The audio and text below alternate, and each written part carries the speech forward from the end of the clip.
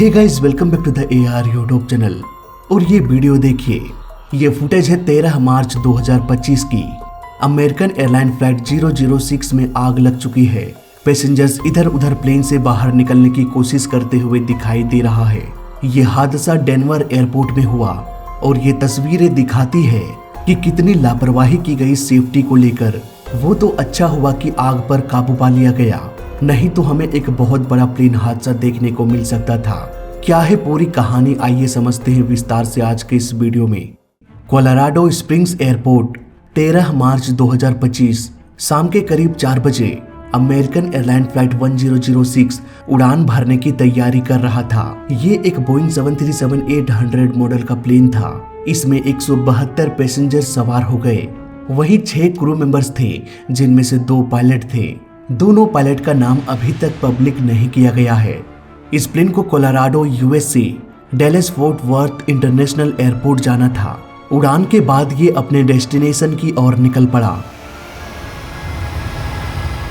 कुछ मिनटों के लिए प्लेन में सब कुछ सही चल रहा था। जैसे ही इस प्लेन ने 15,000 फीट के एल्टीट्यूड को क्रॉस किया, पायलट ने नोटिस किया कि प्लेन के राइट इंजन में वाइब्रेशन होने लग रही है।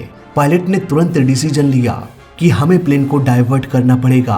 उन्होंने प्लेन को मोड़ा और ATC को सब कुछ बता दिया कि हमारे प्लेन के राइट इंजन में थोड़ी प्रॉब्लम हो चुकी है, इसलिए हम वापस आ रहे हैं। इस वक्त ये प्लेन ऑलमोस्ट 16,000 फीट के एल्टीट्यूड में फ्लाई कर रहा था। अब इस प्लेन के पास 2 रास्ते थे, या तो वो उसी एयरपोर्ट पर यानी कि कोलोराडो स्प्रिंग्स एयरपोर्ट में लैंड कर सकते थे, या फिर वो 117 किलोमीटर दूर डेनवर इंटरनेशनल एयरपोर्ट में उतर सकते थे। यहाँ पर पायलट ने यह डिसाइड किया कि हम कोलोराडो में नहीं बल्कि डेनवर इंटरनेशनल एयरपोर्ट पर लैंड करेंगे, क्योंकि उस एयरपोर्ट में अच्छी फैसिलिटीज मौजूद थी। इवन एयरपोर्ट के पास ही 5 फायर स्टेशन मौजूद है। इन केस अगर आग भी लगती है तो इसे बुझाने में अधिक समय नहीं लगने वाला।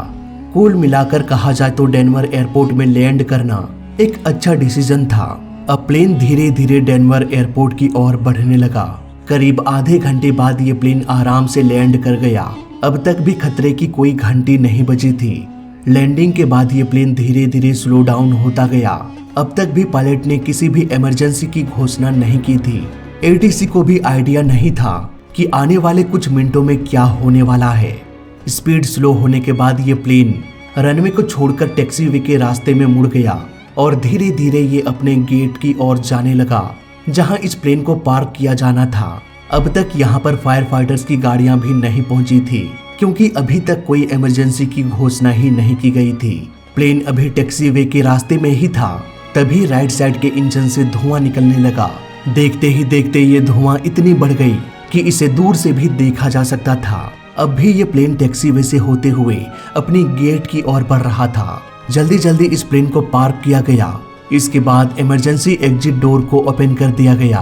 पैसेंजर स्लाइडर के जरिए जल्दी जल्दी बाहर निकलने की कोशिश करने लगे। ये फुटेज प्लेन के राइट साइड का है। यहाँ पर हम देख सकते हैं आग किस तरह से लहक रही है। वहीं लेफ्ट साइड में हम देख सकते हैं बहुत सारे लोग ऐसे हैं जो प्लेन के एग्जिट डोर का इस्तेमाल करके बाहर विंग्स पर आकर खड़े हो चुके हैं और यहाँ पर एक तरह से फंस चुके हैं।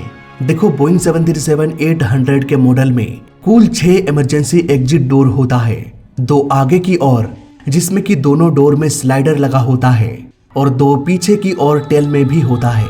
इन दोनों डोर में भी स्लाइडर लगा होता है। इसका इस्तेमाल करके बहुत ही तेजी से प्लेन से निकला जा सकता है। लेकिन इस स्लाइडर में नॉर्मली 2 रूल्स को फॉलो किया जाना चाहिए, जो कि लोग करते नहीं। पहला रूल कि आप अपने लगेज या बैग को अपने साथ लेकर बाहर ना आए। अगर आप ऐसे इमरजेंसी कंडीशन में अपने पीछे एक बड़े से बैग को भी उठा लेते हैं तो वो बैग एक इंसान की जगह ले लेगा आराम से। ऐसे में आप ये समझ सकते हैं कि जिस जगह पर 10 पैसेंजर्स को बाहर आना चाहिए था, वहां सिर्फ 9 ही पैसेंजर्स बाहर आ पाएगा।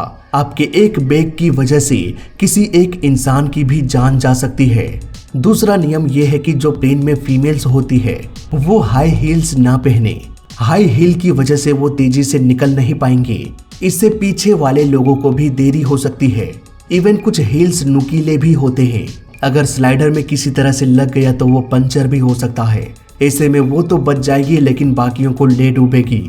इसलिए इन चीजों को अवॉइड करना चाहिए। अगर कोई पहन के जाता भी है तो इस तरह के हील्स को उधर ही खोल के फेंक देना। जान बची तो फिर से खरीद लेना। इसके अलावा बोइंग 737-800 मॉडल के प्लेन में 2 एग्जिट डोर प्लेन के दोनों विंग्स में होता है।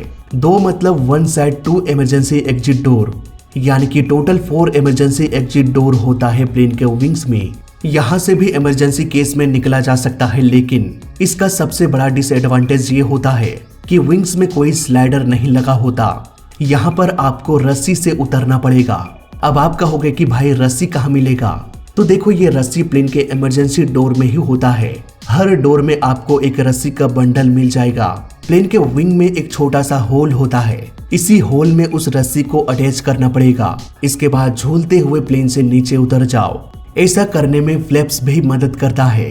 फ्लैप्स को अगर फुल कर दिया जाए तो प्लेन का विंग्स कुछ फीट नीचे आ जाएगा। इसके बाद बड़े ही आसानी से फिसलते हुए नीचे उतरा जा सकता है। अब बात करते हैं अमेरिकन एयरलाइन की। यहाँ पर हम देख सकते हैं प्लेन के लेफ्ट विंग में बहुत सारे लोग खड़े हैं। यहाँ पर रस्सी की मदद से उन्हें उतरना था, लेकिन फुटेज में हम साफ साफ देख सकते हैं किस तरह से प्लेन का विंग काले धुएं में समा चुका है। इसके अलावा प्लेन का फ्लैप्स भी डाउन नहीं है। इट मीन्स प्लेन के विंग्स में खड़े लोगों के पास 2 ही रास्ता है। पहला रास्ता ये कि या तो वो इंतजार करे कि कोई आएगा हमें बचाने के लिए, और दूसरा रास्ता ये कि यहाँ से कूद जाओ। यहाँ पर दूसरा रास्ता थोड़ा अजीब जरूर है, लेकिन डेनवर एयरपोर्ट की लापरवाही को आप देखेंगे तो आपका भी फैसला यही होगा कि भाई इन लोगों के भरोसे जान नहीं बच पाएगी। यहाँ से कूद कर भाग लो। हाथ टूटे तो टूटे, पैर नहीं टूटना चाहिए, क्योंकि आखिरकार भागना तो पैरों की मदद से ही है। यहाँ पर मैं ऐसा क्यों कह रहा हूँ, इसके लिए आपको ये क्लिप देखना चाहिए। यहाँ पर हम देख सकते हैं कुछ ग्राउंड क्रू मौजूद है जो सीढ़ी को विंग्स के पास ले जा रहे हैं ताकि लोग नीचे उतर सके। लेकिन जरा एक नजर सीढ़ी के साइज को देखो।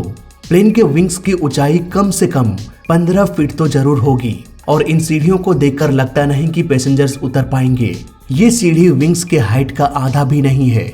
मतलब इन क्लिप्स को मैं देखकर सोच में पड़ जाता हूँ कि भाई जो इंसान इस सीढ़ी को ले जा रहा है उसके दिमाग में ये ख्याल नहीं आया कि ये सीढ़ी वहां तक पहुंच ही नहीं पाएगा, लेकिन फिर भी टाइम पास किए जा रहे हो। इतनी लापरवाही आपको शायद ही कहीं देखने को मिलेगा। आग प्लेन के इंजन में लगी थी। इंजन लगा होता है प्लेन के विंग्स में, और विंग्स में भरा होता है ढेर सारा फ्यूल। ऐसे में अगर प्लेन में धमाका हो जाता तो दर्जनों लोगों की जान जा सकती थी, और ये लोग इस तरह का काम कर रहे हैं। इन्हें लापरवाह ना कहें तो क्या कहें। कमेंट खाली है, आप भी कुछ कह सकते हैं। खैर, अच्छी बात ये थी कि धमाका नहीं हुआ और सभी के सभी लोगों को सुरक्षित निकाल लिया गया। हालांकि बताया जा रहा है कि 12 लोग ऐसे हैं जिन्हें थोड़ी बहुत चोटें लगी है। बात करें इंजन के वाइब्रेशन की, तो इसका सबसे बड़ा कारण हो सकता है इंजन का डैमेज होना। अब क्योंकि ये वाइब्रेशन बहुत देर तक चलती रही, इट मीन्स मेरे अनुसार प्लेन का फैन ब्लेड डैमेज हो चुका होगा। क्योंकि अगर ये ब्लेड डैमेज होकर टूट जाए तो ये टूटा हुआ ब्लेड बाकी ब्लेड्स को भी डैमेज करना शुरू कर देगा। पहला ब्लेड दूसरे को, दूसरा तीसरे को, तीसरा चौथे को, और इस तरह से एक चेन रिएक्शन बन जाएगा। इसे टूटने के क्रम में इंजन में वाइब्रेशन होने लगती है। इसलिए मुझे लगता है कि ये ब्लेड डैमेज हो गया होगा।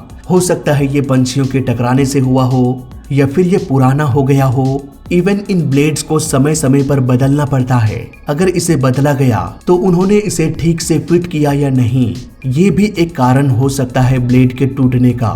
खैर, असल कारण तो हमें इन्वेस्टिगेशन के बाद ही पता चलेगा। फिलहाल इस वीडियो में अभी तक के लिए बस इतना ही। आई होप आपको पूरा कॉन्सेप्ट समझ में आ गया होगा। तो वीडियो अच्छा लगा तो लाइक कर देना, बुरा लगा तो डिसलाइक कर देना, और दोनों ही केस में इस चैनल को सब्सक्राइब कर देना, क्योंकि इस चैनल में सीखने के लिए बहुत कुछ है। तो मैं मिलता हूँ आपसे अगली वीडियो में। तब तक के लिए देखते रहिए और सीखते रहिए। जय हिंद, वंदे मातरम।